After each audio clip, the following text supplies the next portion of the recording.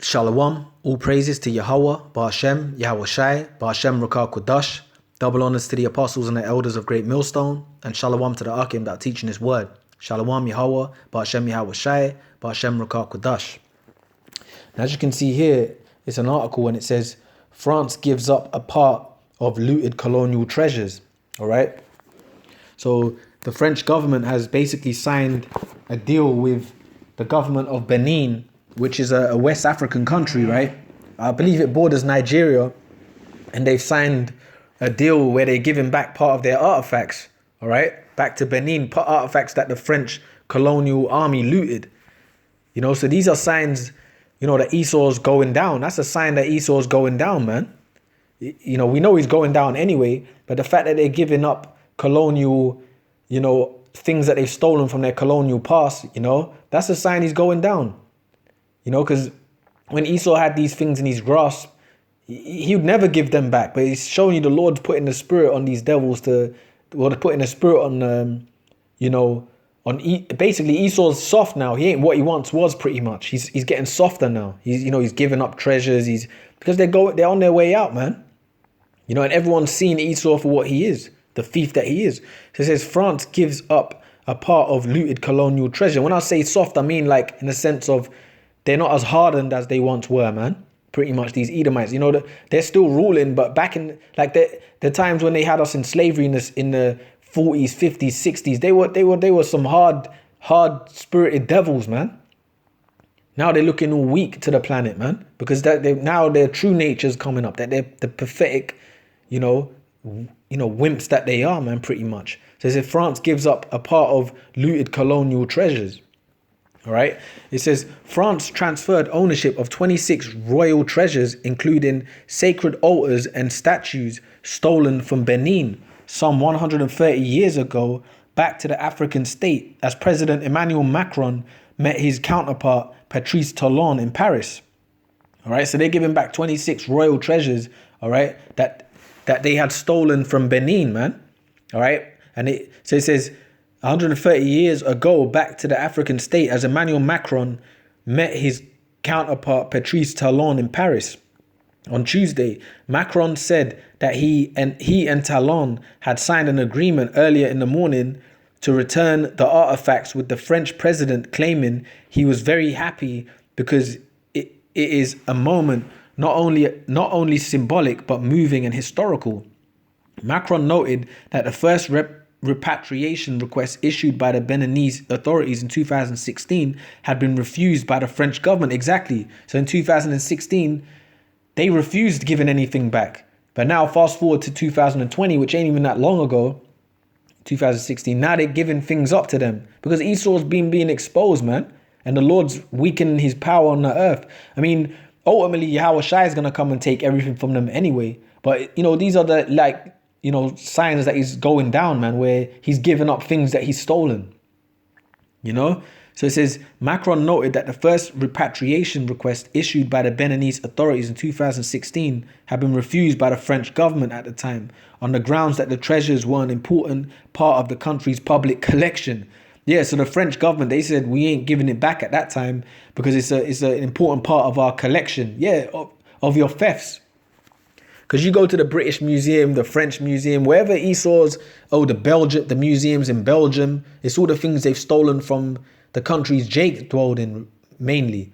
Whether it be Congo, whether it be Nigeria, whether it be, or even in America. You got museums in America where they have, you know, remnants of, you know, native clothing or, you know, whatever it is that they've stolen from the natives, and these things they put in their museums as artifacts. But it really doesn't belong to them. You see? So it says, the 26 works plundered by French troops in 1892 during the sacking of the royal palaces of Abomey will leave with Talon on his return to Benin. Talon thanked Macron for the symbolic and unexpected gesture, but made it clear that there was still much that France needed to return. How do you expect my enthusiasm to be complete when France still holds other key artifacts? The Beninese leader asked. Exactly. Meaning, so he said, you've given, you know, a little bit back, but you've got thousands of our belongings, man. So this is what the Beninese government, the president of Benin, he said, how do you expect my enthusiasm to be complete when France still holds other key artifacts the Beninese leader asked? Exactly, man. You know? So it says the artifacts being returned to Benin, including the 19th century thrones, sacred altars and royal statues, were shown at the Musée d'Orsay Branly Jacques in Paris for one last time in late October. Once back in Benin, the items are to be exhibited at various sites, including at the Museum of History of Ouida. And that word Ouida, I believe goes back to the word Judah. And I've looked into that before, and it does, like, that's like the way it says it here, a former Portuguese fort in the former slave trading hub. So that word Ouida goes back to basically is a derivation, that's the word, right? It's a way of saying Judah, pretty much, that they said over there on the west coast, Ouida, So it says in the Museum of the History of Ouida. So that them artifacts are going to be returned to the Museum of the History of Ouida, which is just spiritual in itself. They're going to be returned to the Museum of the History of Judah, pretty much, because that's, Ouida is a form of saying Judah. I've looked that up before. So that's spiritual, man, And hey, that's making me think of you. I want to get into scriptures that I've written down, but even that one, it says, and Edom, Judah shall possess Edom and all that. Judah's gonna possess Edom and all their belongings, and Edom's land that they once had is gonna be taken by Judah. So that's kind of spiritual in itself. So they're gonna return those artifacts back to the Museum of the History of Ouida, a former Portuguese fort in the former slave trading hub. They will eventually be hosted in the museum, part funded by the French government in the city of Abomi. That's pretty much the point. But it's funny because it said Ouida there, which is a derivation of saying, the word Judah, man. But that's spiritual there. France gives up a part of looted colonial treasures. This is signs that, Esau is pretty much, he's going down, man. All right. So this is Jeremiah 49:10. It says, but I have made Esau bare. I have uncovered his secret places, and he shall not be able to hide himself. His seed is spoiled, and his brethren, and his neighbors, and he is not. Exactly. That's the point I want to get from that, is I've made Esau bare, right? The Lord's, revealed the truth on these Edomites, whether it's the French government, the English government, the American government, the Italian government. They're all of the nation of Edom, man. The Israeli state government, they're all of the nation of Israel, man. Salakia, that's Satan. They're all of the nation of Edom. Right? They're the Edomites. But I've made Esau bare, man. So the Lord's making them bare. And how's he making them bare? Revealing the truth on them. Because why? If you wasn't guilty, why would you be giving back artifacts? A leader from a country's come to your nation and you're giving him things back because they're stolen from their forefathers, man. So it says, but I have made Esau bare. I have uncovered his secret places, and he shall not be able to hide himself. His seed is spoiled, and his brethren and his neighbors, and he is not. Exactly, man. So he ain't going to be able to hide himself. These Edomites have been being made bare, man. And it's a sign that they're going down, that they're giving things back. The French government's giving back the Beninese government artifacts that is stolen, man. That's the sign that they're going down, man. Because 10 years ago, Esau wouldn't give anything back. 50 years ago, 100 years ago, they were just plundering. You weren't getting anything back. Now they're making peace, trying to make peace with people, so to speak, with nations. So the Lord's making these Edomites bare, man. So I'm going to read this here, Ecclesiasticus, I want to get here, 41, right? So the Lord's making them bare, man. Ecclesiasticus 41, 41 and 5, it says, the children of sinners are abominable children, and they that are conversant in the dwelling of the ungodly. All right. So yeah, the children of sinners are abominable children. That's these Edomites, man.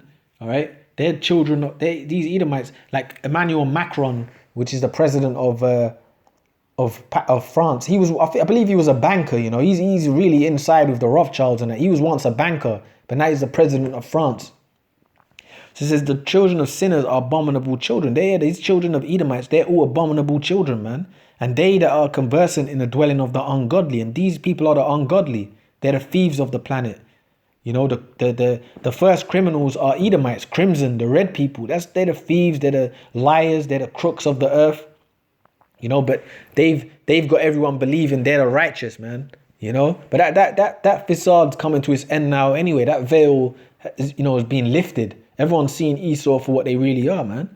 And it says, the inheritance of sinners' children shall perish, and their posterity shall have a perpetual reproach.